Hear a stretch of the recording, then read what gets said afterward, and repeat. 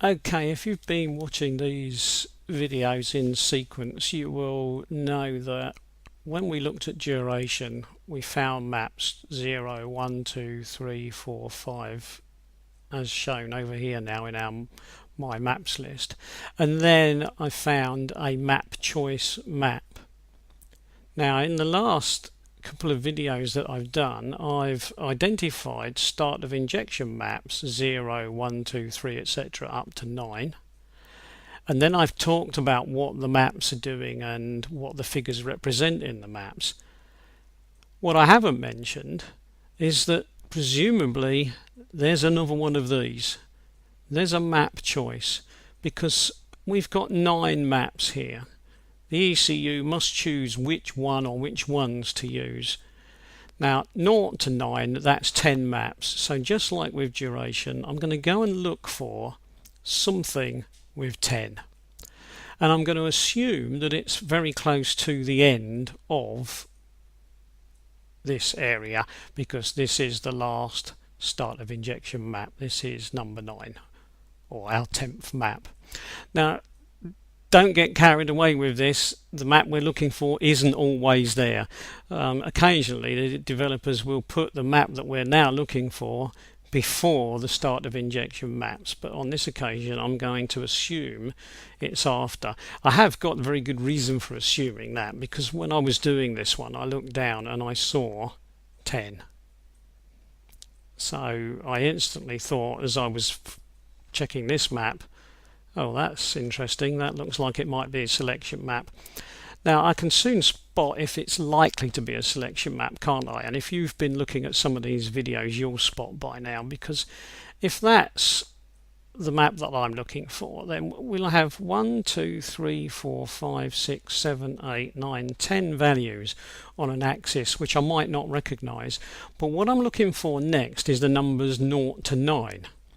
Now I've got 0, 256, which you should now know is 1, 2, 3, 4, 5, 6, 7, 8, 9. I have got the numbers 0 to 9, so what I'm going to do is I'm going to highlight by clicking and dragging. So there we are, 1, 2, 3, 4, 5, 6, 7, 8, 9. Oops, what have I got here?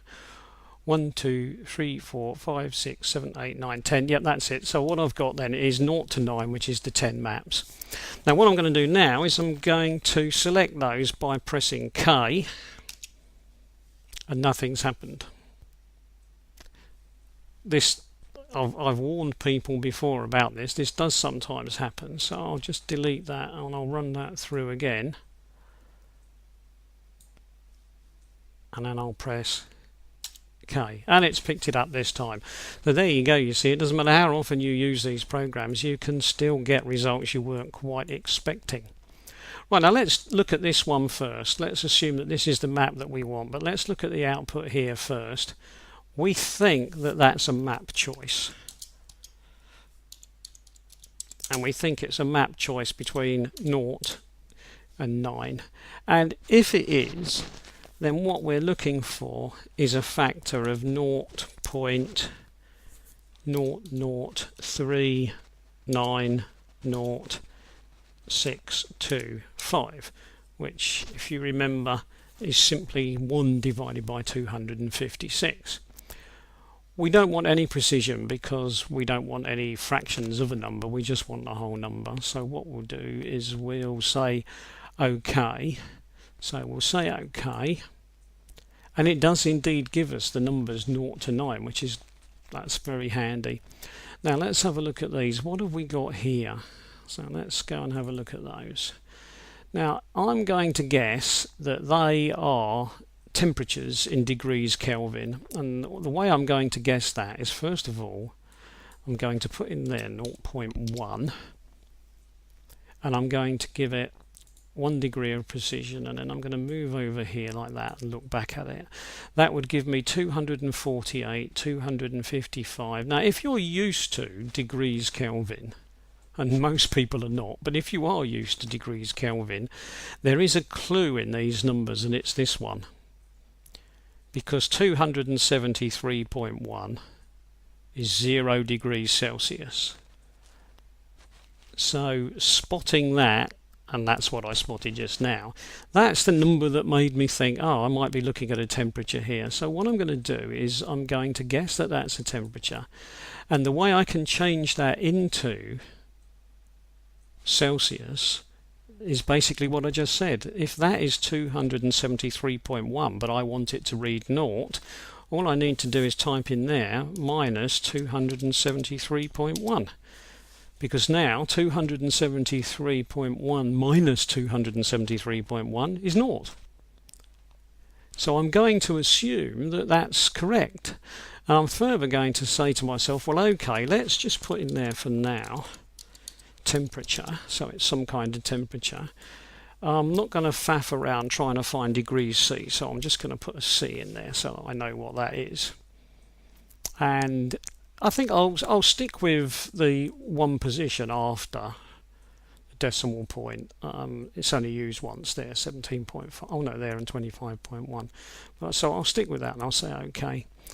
Right, so let's have a look at it. Does it make sense? Well, I guess it sort of does. I mean, I'm in Great Britain. A cold day, 0 degrees. A very cold day, minus 10. A really, really, really cold day, minus 17.5. Elsewhere in the world, down to minus 25.1 or maybe below. But the thing I'm looking for, the clue really that this temperature possibly is what I'm looking at, is this here. If you've got any knowledge, or even if you just drive one of these cars, 90 degrees will be, a number you're familiar with, because A, it appears all over maps inside ECUs, but of course the thermostat on the car is probably rated at somewhere around about 88, 89, 90, that sort of number, and the dash display probably displays 90 degrees as a normal temperature. So that could be the normal running temperature of the car. And that does point out something quite interesting, because if that's the normal running temperature of the car, then the map that's chosen is 9, the last one. So it's actually that one there. We can still see it on the screen. So it would mean that most of the time, as soon as you've got the engine warmed up and you're running around in your car, that's the map you're using, start of injection 9. If 90 was over here, let's say 90 was where 5 is, then you'd be running around using 5. But on this particular map, we seem to be using 9. So if I was making changes to maps and I only ever wanted to have those changes effective once I'd warmed up the engine, I don't need to change all of these start of injection maps, because I could leave most of them alone and just assume that I'm not ever going to use those, because I don't want to touch the ECU performance when the engine isn't warm. So I could say to myself, well, I'll only change a map that's related to an up and running warmed up engine. And so if I wanted to change start of injection, maybe that's the only map I would need to change. That's just something you might like to think about. Right, now what I'm going to do is I'm just going to nip back and give it a name. Now we gave the last one map choice 0 to 5, and I really should have called it duration. So what I'll do is here I'll put start of injection map choice, so that I know what I'm talking about, and I'll put 0 to 9 on there. Lots of people call this the start of injection selector, so by the time this video ends up on the internet it might well be saying start of injection selector. It doesn't matter, does it? I mean, as long as anybody listening to this knows that what we're talking about, it doesn't really matter. Right, I'm going to OK that then. Yeah, it's OK, so it's been accepted in there, that's all OK. So I'm going to click that to get rid of that. I'm just going to go on there and delete that, so that I've got nothing left highlighted, which will only cause me problems at a later date. And there you are, that's one more map found. So I'll stop there.